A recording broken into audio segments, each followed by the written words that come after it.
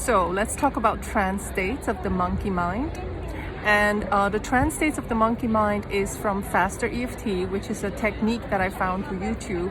And I've been doing Faster EFT for more than a year now. And recently I really discovered that when we say we're in a trance state, we're not kidding. We are in a trance state when we are in these lower states of consciousness and we start to identify with these like debilitating emotions such as shame, guilt, grief, apathy, fear, pride, and desire.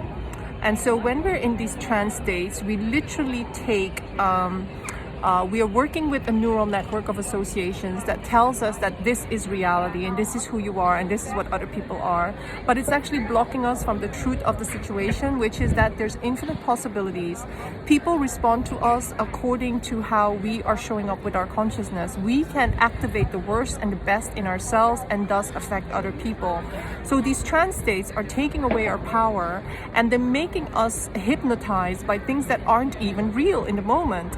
And so it is very important that when you are triggered and you go into a trance state, that you start to observe yourself, you start to catch yourself, and you start to observe, what are my triggers? Are my triggers, for instance, when certain people say certain things to me? Are my triggers maybe something I hear on the radio or on TV?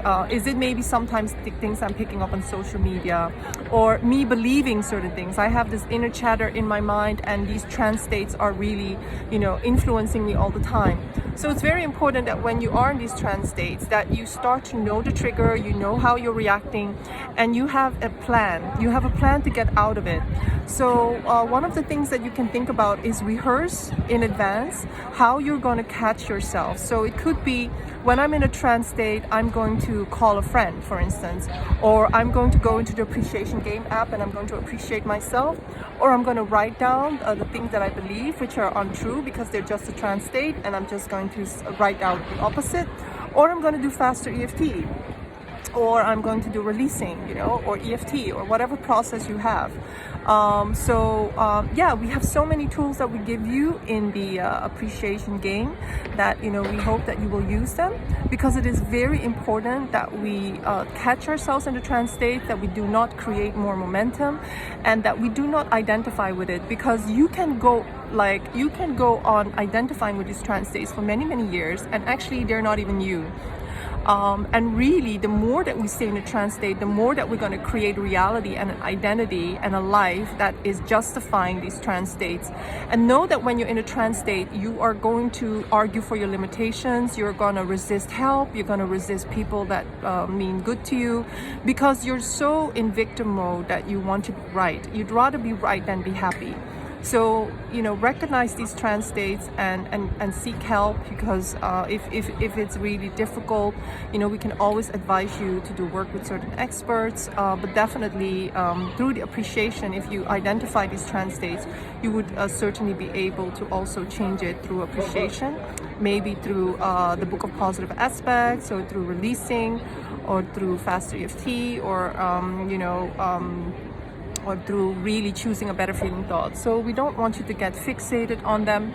I myself have been in trance states for many, many years and not knowing that I was in a trance state. So when I found out about these trance states, that was like the biggest revelation to me. And I started thinking, what, I need to teach this, and this needs to get a lot more attention, because so many people think they are their trance states. They make it their identity, but it's not. Your trance state is the furthest from the truth, from who you really are. Who you really are is the inner being, and the why a trance state is so painful is because our inner being is giving us messages that it is not agreeing with us being in these trance states. So it's very important that we catch ourselves and that we get the strength and the commitment to get out of them.